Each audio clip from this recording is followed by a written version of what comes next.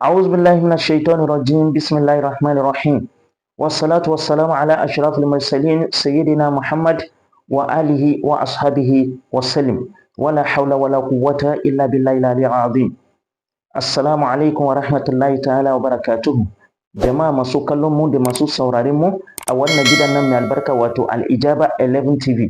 Muna yi maku barka da wannan rana na Talata kuma muna yi wa kowa fatan alkhairi.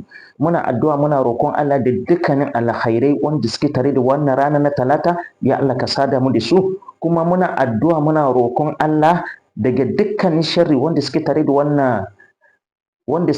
wannan rana na Talata, ya Allah ka kare mu daga gare su don girman Alƙur'ani, don alfarma shugaban halitta Sayyidina Muhammadu Rasulullahi sallallahu alaihi wasallam. Na'am, jama'a masu kallon mu, abinda muka zo maku da shi a wannan safiya na yau Talata shine sirrin da ake ganowa in dai mace shin iska din take dauke da shi da gaske.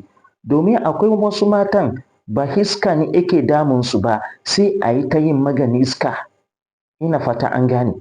Sai a yi ta yin maganin iska, kuma ba iska ne yake damunta ba, abin da yake damunta daban. Amma idan mace tana yawan kamar tana tada aljani haka, idan ana so a gane cewa shin lallai wannan iska yake damunta, sai a jaraba wannan. Idan insha Allah in dai iska din ne, a ƙarara zai ta bayana. Iska din zai bayana, zai shiga jikinta kuma sai a yi ringa magana da shi. Duk abin da in dai wannan ne ya turo shi sai ya faɗa, kuma in dai kawai son ransa ne sai ya faɗa. Duk abin da ya kawo shi in aka tambaye sai ya gaya maku. Ina fata an gane. Sannan sai a ringa yin maganin iska. Amma ba tare da bata lokaci ba, kafin mu je kin bayanin wannan sirri mai albarka, in dai wannan shine farko shigowar ka wannan gidan nan mai albarka, da Allah kare a manta a yi mana subscribe, a danna mana kararrawa domin shirye-shirye mu ya dinga zo maku kai tsaye idan muka saka. A yi mana liking, a yi mana sharing dan al'umma annabi da yawa su amfana da wannan sirri mai albarka. Yadda ake yin wannan shine kamar haka: ana samun gashin namiji karamin yaro, gashin karamin yaro, gashin karamin yaro wanda bai yi balaga ba, wanda yaron da bai yi balaga ba, gashinsa za a samu, ko na ɗanka ne za ka yi amfani da shi, ko na ɗanka za ka yi amfani da shi, na yaro ba na yarinya ba. Gashin karamin yaro, kar a ji a yi kuskure a ji a samu gashin karamin yarinya. Gashin karamin yaro ake samu, idan aka yi masa aski sai a dan diba kaɗan. Ina fata an gane.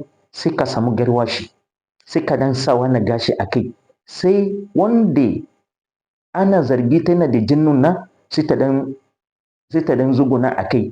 Idan wannan hayakin ya dan buge gabanta, a take za ga ya tada iska. Iskan sai shiga jikinta muraran, kuma za ku dinga yin magana da shi. Wani lokaci ma zai fusga kamar za ta gudu, sai an riko ta. Insha Allah duk in dai turo shi aka yi sai ya gaya maku. Kuma in dai shi ne ya turo kansa sai ya gaya maku dalilin abin da ya sa ya shige ta yake wahala da ita, sai ya faɗa. Sannan sai a san abin da za a yi mata na magunguna inda ya kasance iska. Amma idan aka gan cewa ta tsaya ba abin da ta yi, wallahi ba iska yake damunta ba, sai dai wani abu daban. Ina fata an gane. In dai wannan hayakin ya buge gabanta amma ba abin da ya same ta a lokacin, wallahi ba iska yake damunta ba. Ina fata an gane. Allah ban ya samu dace, Allah ban ya ba mu sa da nasara. A nan muka kawo bayanin wannan sirri mai albarkar jama'a. In dai kana da wanda yake fama da irin wannan matsalan, da Allah ka je ka jaraba wannan. Idan ka jaraba, in dai ta fusga, jin din zai shiga jikinta a take, a yi magana da shi. Amma in ba ta iya ba iska ba ne, sai a ji a nemo abin da yake damunta. Allah ban ya samu dace.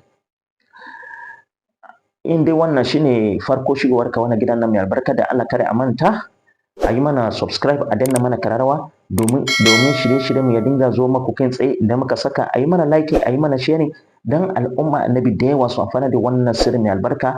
Allah ban ya samu dace, ya Allah ban duk wanda yake da lalura na iska ya Allah ka magance shi, ka magance mata ita dan alfarma sayyidina Muhammad Rasulullahi sallallahu alaihi wasallam.